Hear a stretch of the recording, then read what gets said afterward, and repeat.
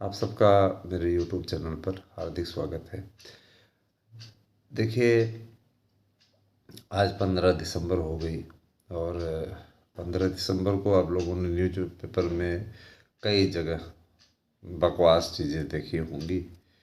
मैं स्पष्ट कर देना चाहता हूँ कि एक कोर्ट का आदेश आया हुआ है। कोर्ट के आदेश पे बीएड पर निर्णय लेने का आदेश हाई कोर्ट ने दिया है। इस सर्वोच्च न्यायालय के मैटर को, है ना, इस मामले को सर्वोच्च न्यायालय में चुनौती दे दी गई है। कोर्ट का आदेश पे लागू नहीं होगा। ठीक है, कोर्ट ने ये कहा था कि बीएड के मामले में स्थिति स्पष्ट करें, तो एक तरीके से अगर देखा जाए तो कोई गड़बड़ भी नहीं है और कोर्ट के आदेश का अनुपालन भी हो जाएगा। देखिए दोस्तों, सही भी है कि जब बाहर करने का निर्णय हुआ है तो उन सभी तथ्यों से वकील को बता देना चाहिए, लेकिन वकील ऐसा करते हैं, उन्हें राजनीति करने में ज़्यादा आनंद आता है। ठीक है, राजनीति करने में वो माहिर खिलाड़ी होते हैं। तो इसी मामले को लेकर लटका हुआ था, लेकिन अब क्लियर हो चुका है तो बातें भी स्पष्ट हैं, किसी प्रकार कोई दिक्कत नहीं है। ठीक है, बीएड को शामिल करने का फरमान लोकसभा से पास होने के पश्चात हो जाएगा। अभी तो संसद की सुरक्षा में सेंध नाम का मुद्दा इतना चला हुआ है कि संसद की कार्यवाही ही विरोधी नहीं चलने दे रहे हैं।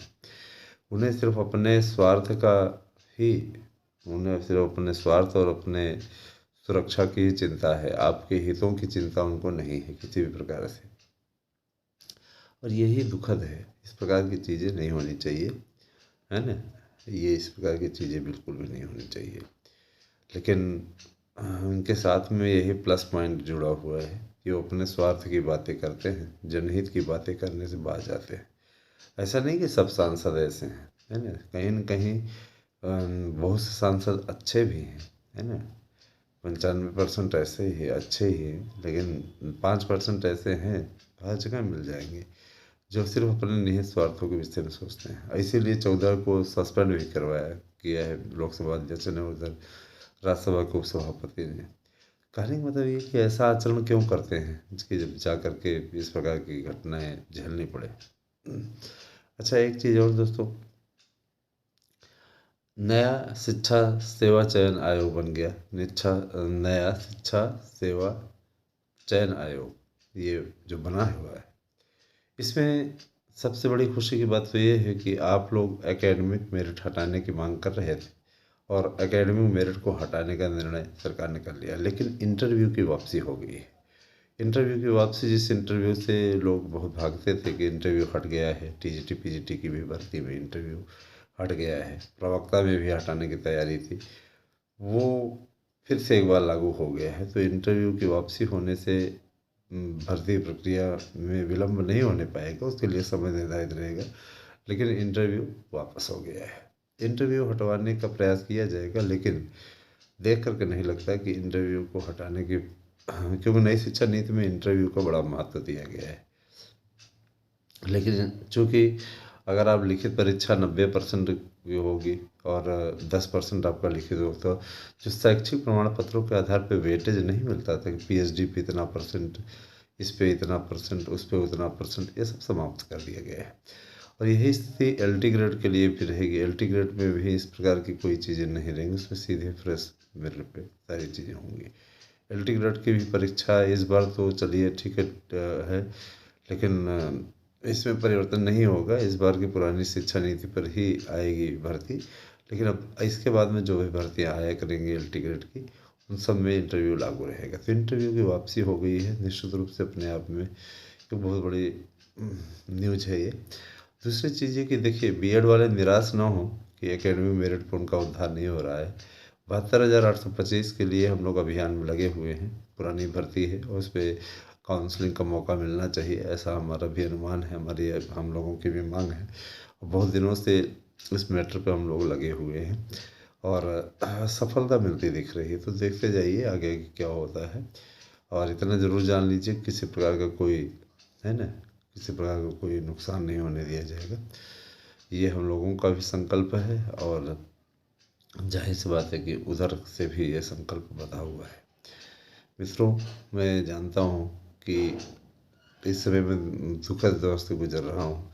मैंने आपको कल बताया भी था, लेकिन अब रही बात ये कि देखिए, होनी ऐसी चीज़ है, होनी इतनी बलवान है, जिस व्यक्ति पे पड़ता है वही भुगतता है। ठीक है। उनके ऊपर पड़ा है, बहन जी के ऊपर, तो है ना, उनके परिवार को इस प्रकार के कष्ट का सामना करना पड़ रहा है। लेकिन इसका मतलब ये नहीं कि क्या कहते हैं, व्यक्ति हिम्मत हार जाए। हिम्मत देने का काम हमेशा उन्होंने मुझे किया है। उन्होंने हमेशा एक प्रेरणा बन कर के हमें शक्ति दी है। और आप सभी से प्रार्थना है कि प्रार्थना कीजिए कि उनको हिम्मत मिले, है ना, उनके परिवार को इस कष्ट को सहन करने की क्षमता मिले। मैं दोस्तों ये बता देना चाहता हूँ कि टीजीटी, पीजीटी, प्रवक्ता, इन सभी भर्तियों को लेकर के बहुत असमंजस, बहुत ही पेच फंसा हुआ है। और उस असमंजस, उस पेच को सुलझाने का काम कमेटी कर रही है ना।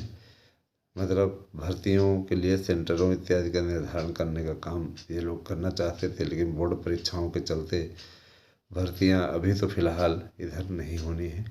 परीक्षाएं जो भी होंगी वो बोर्ड परीक्षाओं के पश्चात होंगी, इसके पहले नहीं होंगी। ठीक है। तो लेकिन एक चीज़ और दोस्तों, ये नया आयोग है। नए आयोग में अध्यक्ष, सदस्य सहित सब जब 13-14 सदस्य आ जाएंगे, अध्यक्ष सहित, तो मामला काफ़ी पेचीदा हो जाएगा। भर्ती परीक्षाओं की तैयारी करते रहें, अन्यथा डेट घोषित हो जाएगी तो फिर उसके बाद पछतावा होगा। इतना जरूर जान लीजिए कि 7 मार्च तक ये परीक्षाएं चलनी है। परीक्षाएं बहुत ज़्यादा चलनी है नहीं, उसी बीच में सब निपटारा हो जाएगा। तो अगर आप चाहें तो इसका लाभ उठा सकते हैं, और ना चाहें तो कोई बात ही नहीं। इतना ज़रूर कहना चाहूँगा कि देखिए, शिक्षण भर्ती, शिक्षक भर्ती आप सबकी है, तो इसके लिए आप सबको मेहनत करनी पड़ेगी। ठीक है। और रही बात ये कि देखिए, हम ये भी कहना चाहेंगे, टीचर्स बनने के लिए जो आपकी अर्हताएँ हैं, उन अर्हताओं पर डिसीजन हो चुका है। 3 साल की आयु सीमा में आपको छूट मिल रही है। आय सीमा का मुद्दा बहुत दिनों से उठा हुआ था, उस मामले को सुलझा पाने में हम लोग सक्षम हुए, सफल हुए। एक एक मेंबर, एक एक सदस्य को जोड़े तो 25,000 से ज़्यादा होने वाला हमारा यूट्यूब चैनल मार्गदर्शन अकादमी पहुंच जाए आप लोगों के एकदम बुलंदियों पे। लेकिन ये देखता हूँ कि बहुत से ऐसे लोग होते हैं, है ना, बकवास वीडियोस उनके रहते हैं, उसमें मिलियन में, इसमें उसमें, हाँ, पता नहीं क्या क्या उखड़ते रहते हैं। इस तरीके की चीज़ों वाले लोगों को आप बढ़ावा देते हैं और अच्छी चीज़ों के लिए आप बढ़ावा नहीं देते हैं। तो आप लोग सहयोग करें, सभी लोग सहयोग करें। ठीक है, मैं यही कहना चाहूँगा। और बाकी जो भी होता है वो ईश्वर की मर्ज़ी से होता है, ऐसा मेरा भी मानना है। लेकिन जो भी है दोस्तों, इतना ज़रूर कहना चाहूँगा कि आप सभी लोग अगर परिश्रम करें तो बहुत अच्छा लगेगा। और रही बात देखिए, रही बात ये कि देखिए, सार्थक गवर्नमेंट जॉब पॉइंट वाले सर की भांजी, तो वो भी मेरे भी रिश्ते में भांजी लगेगी। तो जाहिर सी बात है कि अगर, है ना, कोई बहुत घनिष्ठ मित्र होता है तो जाहिर सी बात है कि वो अपना ही होता है। और अगर वो कष्ट में होता है तो आप भी कष्ट में होते हैं। तो यही सारी चीज़ें मैं ये ज़रूर कहना चाहता हूँ कि सब वक्त वक्त का फेर है, और सब समय अनुसार सारी चीज़ें, समय ऐसा होता है कि धीरे धीरे घाव को भर लेता है। तो वक्त का मरहम बहुत ही विकट परिस्थितियों का भी सामना करने की क्षमता दे देता है। और सबसे बड़ी चीज़ ये कि मुझे याद है जब मेरी माताजी का स्वर्गवास हुआ था, उसमें हम हाई स्कूल में थे, कक्षा 10 में पढ़ रहे थे। तो 2002 में मेरा हाई स्कूल है, तो 10 में पढ़ रहा था। काफ़ी दुखद समय था, लेकिन झेला। मेरी भाभी जी का स्वर्गवास हुआ तभी 2021 में, उस समय बड़ा दुखद स्थिति थी, लेकिन सब झेला। सब बढ़ती रही, स्थितियाँ ऐसी बढ़ती रही, तो ये कष्ट की स्थिति है। हम लोगों ने सब ने झेला है। जीवन चक्र है, चलता रहता है, इसमें अगर है ना पीछे हटे तो फिर पीछे ही रह जाएंगे। इसीलिए आप सबसे गुजारिश है, आप सभी लोग ज़रूर ये कामना कीजिएगा। और रही बात ये कि देखिए, विज्ञापन इत्यादि को लेकर के जो लोग परेशान हैं कि विज्ञापन हमारा कब तक आएगा, विज्ञापन का रास्ता साफ हो चुका है।